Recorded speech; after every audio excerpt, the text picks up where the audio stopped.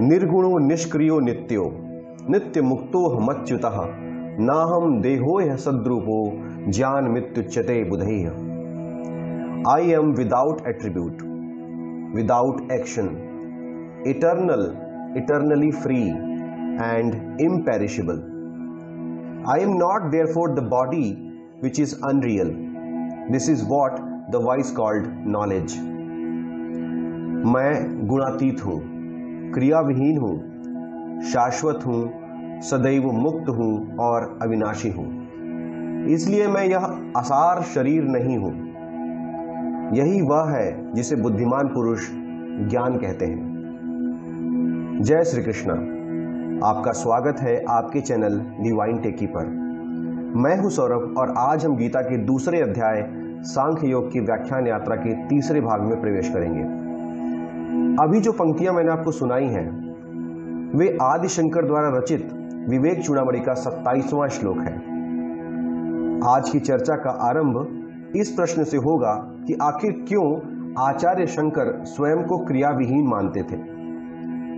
तो क्या कोई भी क्रियाविहीन हो सकता है? क्या वास्तव में वो क्रियाविहीन थे?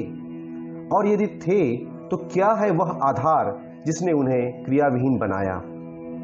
तो आइए अपने मन और बुद्धि को इस प्रश्न के उत्तर में लगाएं और इस अध्याय के 19वें श्लोक को देखें। यह एनम वेति हंतारम यश्चैनम मन्यते हतम उभौ तौ न विजानीतो नायम हंति न हन्यते। इस श्लोक का अर्थ है कि जो इस आत्मा को मारने वाला समझता है और जो इसको मरा समझता है वे दोनों ही नहीं जानते, क्योंकि यह आत्मा न मरता है और न मारा जाता है। इसकी व्याख्या मैं महान संत स्वामी राम सुखदास के विचारों के आधार पर करना चाहूंगा। हालांकि अभी यह अध्याय 2 है, तब पर भी उन्होंने इस श्लोक की व्याख्या के आधार के लिए तीसरे अध्याय के 27वें श्लोक को चुना, जिसमें भगवान ने कहा है, प्रकृतेः क्रियमाणानि गुणैः कर्माणि सर्वशः अहंकार विमूढ़ आत्मा कर्ताहमिति मन्यते। जिसका अर्थ है संपूर्ण कर्म सब प्रकार से प्रकृति के गुणों द्वारा किए जाते हैं, किंतु अहंकार से मोहित अंतःकरण वाला अज्ञानी मनुष्य ऐसा मानता है कि कर्म वही करता है। तो सबसे पहले प्रकृति के 3 गुण क्या होते हैं वह स्पष्ट होना चाहिए। प्रकृति के 3 गुण हैं सत, रज और तम। संपूर्ण कर्म इन्हीं 3 गुणों द्वारा किए जाते हैं। कुछ और जानने और कहने से पहले आइए यह जानें कि कर्मों के वास्तविक कर्ता इन 3 गुणों सत, रज और तम की पहचान क्या है। आगे बढ़ने से पहले मैं आपसे निवेदन करूंगा कि आप अपने धैर्य की गांठों को अच्छे तरीके से बांध लीजिए, क्योंकि आज का यह व्याख्यान अत्यंत ही महत्वपूर्ण होने के साथ साथ क्लिष्ट और समझ के लिए क्लिष्टकारी हो सकता है। विज्ञान के अनुसार सृष्टि स्थूल कणों से बनी है, जैसे इलेक्ट्रॉन, प्रोटॉन, न्यूट्रॉन, क्वार्क्स आदि। परंतु आध्यात्मिक स्तर पर सृष्टि उनसे भी अधिक मूल तत्वों से बनी है और इन मूल तत्वों को सूक्ष्म तत्व अथवा त्रिगुण भी कहते हैं, जिन्हें हम सत, रज और तम के नाम से जानते हैं। त्रिगुण शब्द में त्रि का अर्थ है 3 और गुण का अर्थ है सूक्ष्म घटक। इन 3 कणों का प्रभाव सृष्टि के सभी चेतन या अचेतन रूपों पर पड़ता ही है, क्योंकि सभी तत्व मूलतः इन्हीं कणों से निर्मित हैं।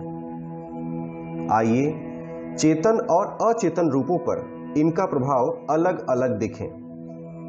सबसे पहले सृष्टि के सर्वश्रेष्ठ चेतन रूप अर्थात व्यक्ति पर इन गुणों का प्रभाव देखते हैं। यदि व्यक्ति में सत या सत्व गुण अधिक है तो वह पवित्रता और ज्ञान को महत्व देने वाला, मान और अपमान को तुच्छ समझने वाला और निस्वार्थ भाव से समाज सेवा करने वाला व्यक्ति होगा। सत्वगुण त्रिगुणों में सबसे सूक्ष्म तथा अमूर्त यानी इंटेंजिबल है। सत्वगुण दैवी तत्व के सबसे निकट है, इसलिए सत्व प्रधान व्यक्ति के लक्षण है प्रसन्नता, संतुष्टि, धैर्य, क्षमा करने की क्षमता, आध्यात्म के प्रति झुकाव। अब त्रिगुणों में सबसे छोटा तमोगुण है। यदि व्यक्ति में तमोगुण की अधिकता है तो वह अज्ञानी और दुराचारी होगा। ऐसा व्यक्ति दूसरों और समाज को नुकसान पहुंचाकर मात्र अपने स्वार्थ की सिद्धि पर ध्यान देता है। तमोगुण प्रधान व्यक्ति आलसी, लोभी, सांसारिक इच्छाओं से आसक्त रहता है। आइए अब हम रजोगुण का प्रभाव देखते हैं। यदि व्यक्ति पर रजोगुण का प्रभाव अधिक है तो उसमें महत्वाकांक्षा की प्रबलता होगी और उसके लिए निजी कार्य की सिद्धि का महत्व अधिक होगा। ऐसा व्यक्ति प्रत्येक कर्म एक विशेष फल की इच्छा से करता है, अर्थात मनोकामना सिद्धि की भावना रजोगुणी व्यक्ति में होती है। इसके साथ ही साथ रजोगुण सत्व तथा तम को ऊर्जा प्रदान करता है एवं कर्म करवाता है। व्यक्ति यदि सात्विक हो तो रजोगुण सत्व प्रधान कर्म को ऊर्जा प्रदान करता है और इसी तरह यदि व्यक्ति तामसिक हो तो यह तम प्रधान कर्म की वृद्धि करता है। मित्रों, त्रिगुणों में गुणों की प्रबलता के आधार पर ही हम स्थितियों पर अपनी प्रतिक्रिया देते हैं, निर्णय लेते हैं, विकल्पों का चुनाव करते हैं और अपना जीवन जीते हैं। छठवीं इंद्रिय के जागरण से देखने पर यह पता चलता है कि सत्व गुण का रंग पीला, रजोगुण का रंग लाल और तमोगुण का रंग काला होता है। आइए अब हम त्रिगुणों के अचेतन तत्वों पर प्रभाव का आकलन करें। पंच महाभूत भी त्रिगुणों से बने हैं। इन महाभूतों में सम्मिलित है पृथ्वी, जल, अग्नि, वायु और आकाश, जिनमें पृथ्वी तत्व सर्वाधिक स्थूल और आकाश तत्व सर्वाधिक सूक्ष्म है। इन महाभूतों में हम पृथ्वी से आकाश की ओर जैसे जैसे आगे बढ़ते जाते हैं वैसे वैसे ही ये तत्व सूक्ष्म होते जाते हैं, अर्थात पृथ्वी से अधिक सूक्ष्म जल तत्व है, जल से अधिक सूक्ष्म अग्नि तत्व है, अग्नि से अधिक सूक्ष्म वायु तत्व है और सबसे अधिक सूक्ष्म आकाश तत्व है। इन तत्वों की सूक्ष्मता के आधार पर ही इनमें सत और तम गुणों की मात्रा बढ़ती और घटती रहती है। एक मान्यता के अनुसार सभी पंच महाभूतों में रजोगुण 40% होता है, जबकि सत्व गुण पृथ्वी में 10%, जल में 20%, अग्नि में 30%, वायु में 40% और आकाश में सर्वाधिक 50% होता है। ठीक इसके उलट तमोगुण पृथ्वी में 50%, जल में 40%, अग्नि में 30%, वायु में 20% और सबसे कम आकाश तत्व में 10% होता है। इन गुणों की उपलब्धता के आधार पर हम मनुष्यों के स्वभाव, उनके क्रियाकलाप एवं उनकी चेतना शक्ति की प्रबलता का मापन कैसे कर सकते हैं, आइए अब उसे जानें। मित्रों, मानव शरीर अधिकांशतः पृथ्वी और जल तत्वों से मिलकर बनता है, जिसमें सत्व गुण की मात्रा सबसे कम होती है। जब किसी व्यक्ति में आध्यात्मिक उन्नति होती है तब सत्व गुण की वृद्धि होती है और तब व्यक्ति में तेज अर्थात अग्नि तत्व अधिक हो जाता है, जिसके कारण उसकी वाणी में प्रखरता और कार्यों में उत्कृष्टता आने लगती है।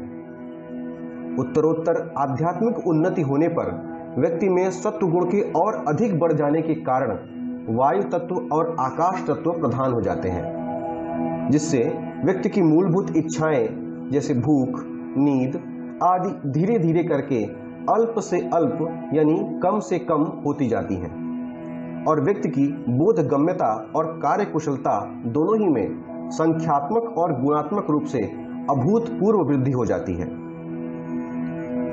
इस विशिष्ट व्याख्या द्वारा हम त्रिगुणों द्वारा शरीर के निर्माण, शरीर पर उनके प्रभाव, आध्यात्मिक उन्नति की दशा में पंच महाभूतों के बढ़ते और घटते हुए क्रम एवं व्यक्ति के शारीरिक, मानसिक और आध्यात्मिक लक्षणों में परिवर्तन को सरलता से समझ सकते हैं। हमें ध्यान रखना चाहिए कि ये त्रिगुण प्रकृति के 3 गुण हैं। प्रकृति के द्वारा उत्पन्न 23 तत्व अलग होते हैं। आइए अब हम अपने मूल विषय कर्म के रहस्य पर आते हैं।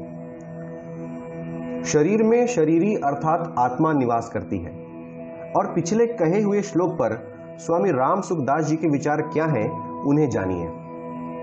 उनका कहना है कि जो इस शरीरी को मारने वाला मानता है वह ठीक ठीक नहीं जानता। इसका कारण है कि शरीरी में कर्तापन नहीं है। जैसे कोई भी कारीगर कितना भी चतुर क्यों न हो, परंतु वह किसी औजार के बिना कार्य नहीं कर सकता, ठीक ऐसे ही यह शरीरी शरीर के बिना स्वयं कुछ भी नहीं कर सकता। इसलिए भगवान ने तीसरे अध्याय में स्पष्ट रूप से कहा कि सब प्रकार की क्रियाएं प्रकृति के द्वारा ही होती हैं और वह जो ऐसा अनुभव करता है वह शरीरी के अकर्तापन का अनुभव कर रहा है। इसका तात्पर्य हुआ कि शरीरी में कर्तापन नहीं होने पर भी शरीर के साथ तादात्म्य स्थापित करके अर्थात संबंध जोड़ करके शरीर से होने वाली क्रियाओं में अपने आप को कर्ता मान लेता है। और अगर यह शरीर के साथ संबंध ना जोड़े तो ये किसी भी प्रकार से क्रिया का कर्ता नहीं होगा। अब इस बात पर आप विशेष चिंतन करें कि यदि हम यह अनुभव करने लगें कि वास्तव में जितने भी कार्य इस सृष्टि में हुए हैं, हो रहे हैं अथवा होंगे, चाहे वे आपके द्वारा किए गए हों अन्यथा किसी अन्य द्वारा, वे सभी कार्य प्रकृति के 3 गुणों द्वारा ही किए जाते हैं। आप, मैं अथवा कोई और मात्र एक साधन है। तो पहली अच्छी बात इससे यह होगी कि हमारे अहंकार में बहुत बड़े स्तर में कमी आएगी।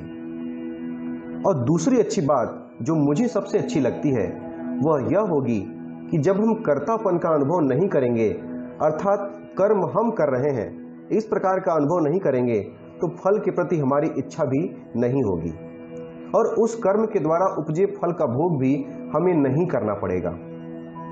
इस प्रकार कोई भी बड़े ही सरल तरीके से अपने कर्मों से निर्लिप्त हो सकेगा अर्थात अलग हो सकेगा। इसका दूसरा अर्थ यह है कि व्यक्ति अपने द्वारा किए गए किसी भी सत्कार्य का श्रेय नहीं लेगा, जिसके कारण ही व्यक्ति को अहंकार नहीं होगा। और यदि दुर्भाग्यवश कोई दुष्कार्य अथवा निंदनीय कर्म उससे हो भी जाता है तो उसका उससे पश्चाताप भी नहीं होगा, क्योंकि वह यह अनुभव कर चुका होगा कि संपूर्ण कर्मों का उत्तरदायी वह नहीं है, चाहे कर्म कितना भी शुभ अथवा कितना भी अशुभ क्यों न हो। किंतु इसका तात्पर्य यह नहीं है कि हम किसी प्राणी के प्रति हिंसा करें और यह सोचें कि वह कर्म मैं नहीं कर रहा हूं, क्योंकि यदि आप हिंसा के भाव से ग्रस्त होंगे तो आप कर्म में लिप्त हो जाएंगे और जैसे ही कोई भी कर्म में लिप्त होता है तो उस कर्म का फल उसे भोगना ही पड़ता है। यह कर्म सिद्धांत का बड़ा विचित्र सा रहस्य है। आज के लिए हम इस यात्रा को यहीं विराम देंगे।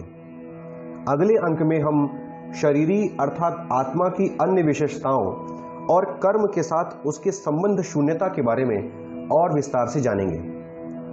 किंतु जाने से पहले ये जानिए कि भारत के बारे में महान आयरिश नाटककार, आलोचक, राजनीतिज्ञ और राजनीतिक कार्यकर्ता जॉर्ज बर्नार्ड शॉ के क्या विचार थे। उनका कहना था, the Indian way of life provides the vision of natural real way of life. We veil ourselves with unnatural masks. On the face of India are the tender expressions which carry the marks of Creator's hand. अर्थात उनका कहना था, जीवन जीने का भारतीय तरीका जीवन का प्राकृतिक और वास्तविक दृष्टिकोण प्रदान करता है। हमने स्वयं ही अप्राकृतिक मुखौटों से अपने चेहरे ढक लिए हैं। स्पष्टतः भारत में ऐसी कोमल अभिव्यक्तियां हैं जो स्वयं रचनाकार के ही हाथों का लक्षण है। किसी भी मित्र या श्रेष्ठ जन को मेरे व्याख्यान या किसी तथ्य से कोई समस्या अथवा संदेह हो तो आप निश्चित ही मुझे कमेंट बॉक्स में सूचित करें। आपकी टिप्पणियों से मेरा ज्ञान अर्जन और उत्साहवर्धन दोनों ही होता रहेगा। भगवान श्रीहरि की इच्छा से इसी अध्याय सांख्य योग की चर्चा के चौथे अंक में पुनः मिलना होगा। तब तक के लिए जय मां भारती, जय श्री कृष्ण। यदि आपको यह वीडियो अच्छा लगा हो तो इसे लाइक करिए, शेयर करिए चैनल को सब्सक्राइब करिए, साथ ही बेल आइकन को दबाइए, जिससे इस श्रृंखला की आने वाली सभी वीडियोस की सूचनाएं आपको लगातार बिना रुकावट प्राप्त होती रहें।